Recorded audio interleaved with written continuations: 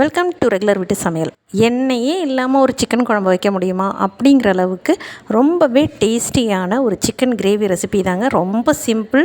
ஒரு அடிகனமான பாத்திரம் இல்லை ஒரு மண் பாத்திரத்தில் லோ ஃப்ளேமில் வச்சுட்டு நம்ம வாங்கியிருக்கிற சிக்கன் துண்டுகளை நல்லா கழுவி இதில் ஆட் பண்ணிவிட்டு இதோட கூடவே ஒரு ஸ்பூன் மிளகாத்தூள், 2 ஸ்பூன் மல்லித்தூள், 3/4 ஸ்பூன் மிளகுத்தூள், 1/2 ஸ்பூன் சோம்புத்தூள், 1/2 ஸ்பூன் ஜீரகத்தூள், 1/4 ஸ்பூன் மஞ்சத்தூளையும் சேர்த்துட்டு பொடியாக அரிஞ்சு வச்சுருக்கிற 3 பெரிய வெங்காயத்தை ஆட் பண்ணிவிட்டு தேவைக்கேற்ப உப்பை போட்டுட்டு ஒரு 2 தக்காளி பொடியாக அரிஞ்சதையும் சேர்த்துட்டு எல்லாத்தையும் நல்லா கலந்து விட்டுடலாம். அடுப்பை ஆன் பண்ணி லோ ஃப்ளேமில் தாங்க இருக்குது. அடிகனமான பாத்திரம் இல்லை மண் பாத்திரம்னா நமக்கு அடி பிடிக்காமல் இந்த மாதிரி நல்லா கலந்து விட முடியும்.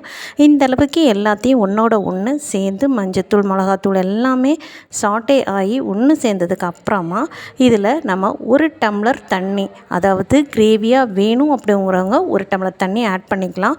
ட்ரையாக வேணும் அப்படிங்கிறவங்க 1/2 டம்ளர் ஆட் பண்ணாலே போதுமானதாக இருக்கும். ஏன்னா சிக்கன்லேருந்து தண்ணி நல்லா விட்டு வரும்.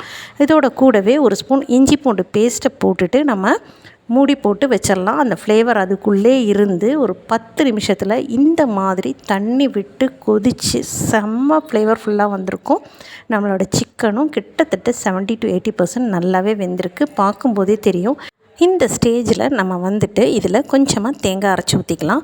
தேங்காய் வந்துட்டு ஒரு 1/4 மூடி, அப்படி இல்லைன்னா ஒரு 4 ஸ்பூன் திருவண்ண தேங்காய், அதோட கூடவே 1 ஸ்பூன் சோம்பு ஆட் பண்ணி நல்லா மைய அரைச்சி எடுத்துக்கலாம். இப்போ இது இந்த அளவுக்கு கொதிச்சிட்ருக்கிற ஸ்டேஜ்லேயே நம்ம அரைச்சி வச்சுருக்கிற தேங்காய் விழுது இதில் ஆட் பண்ணி நல்லா கலந்து விட்டுடலாம்.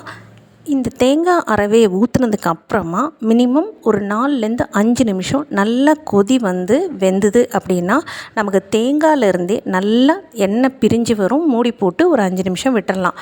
5 நிமிஷத்துக்கு அப்புறம் ஓப்பன் பண்ணி பார்த்தா நம்ம அரைச்சி ஊற்றின தேங்காய் விழுதுலேருந்தே நல்ல எண்ணெய் பிரிஞ்சு வர ஆரம்பிச்சிருக்கு பாருங்கள். இப்போ ஓப்பனில் விட்டு ஒரு 3 நிமிஷம் கொதி விட்டுட்டோம் அப்படின்னாவே நமக்கு பார்க்கும்போதே தெரியும் இவ்வளோ கலர்ஃபுல்லாக நம்மளோட சிக்கன் குழம்பு பர்ஃபெக்டாக ரெடி ஆகிருக்கு அப்படின்னு.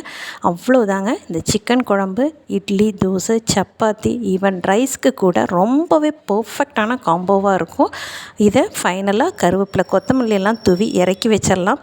அடுப்புக்கிட்ட நிற்கவே தேவையில்லை. ஜஸ்ட் எல்லாத்தையும் கலந்து விட்டு மூடி வச்சுட்டு எகெயின் வந்து தேங்காய் அரைச்சி ஊற்றி மூடி வச்சிட்டோம் அப்படின்னா நமக்கு பர்ஃபெக்டான சிக்கன் குழம்பு தயார். இவ்வளோ ஈஸியாக செய்யலாம் அப்படின்னா டெய்லி கூட சிக்கன் குழம்பு செய்யலாங்க. அவ்வளோ பர்ஃபெக்டாக வருங்க. நீங்களும் இதே மாதிரி செஞ்சு பாருங்கள். வீடியோ பிடிச்சிருந்தால் லைக் பண்ணுங்கள். ரொம்ப பிடிச்சிருந்தா ஃப்ரெண்ட்ஸோட ஷேர் பண்ணுங்கள். உங்கள் ஃபீட்பேக்கை கமெண்ட்டாக சொல்ல மறந்துடாதீங்க. தேங்க்ஸ் ஃபார் வாட்சிங்.